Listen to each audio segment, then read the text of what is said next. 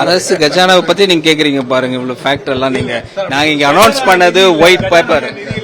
இது வந்து சார் நாங்க இப்ப அனௌன்ஸ் பண்ணது ஒரு white paper on the last ரெஜிமோட என்னென்ன எக்ஸ்பெண்டிச்சர், என்னென்ன டெபிசிட், ரெவன்யூ டெபிசிட் தான் நாங்கள் இன்னைக்கு ஒயிட் பேப்பர் மூலமாக சொல்லியிருக்கிறோம்.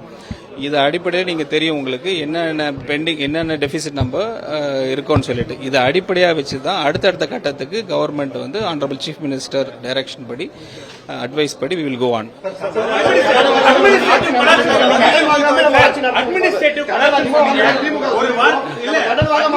அந்த சூழ்நிலை தான் இப்ப இருக்கு. அந்த சூழ்நிலை தான் இப்படி இருக்கு.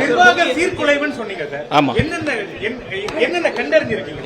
இப்ப நான் என்ன சொல்லியிருக்கேன், நான் ஒரு டாஸ்மாகா இருக்கட்டும், ஒரு மைனிங்கா இருக்கட்டும், ஒரு லேண்ட் ரெஜிஸ்ட்ரேஷன் இருக்கட்டும், எல்லாத்துலயும் லீக்கேஜ் இருக்கு, எல்லாத்துலயும் கரப்ஷன் இருக்கு. அதுதான் ஹியூஜ் இம்பாக்டே இந்த சிச்சுவேஷனுக்கு வந்தது.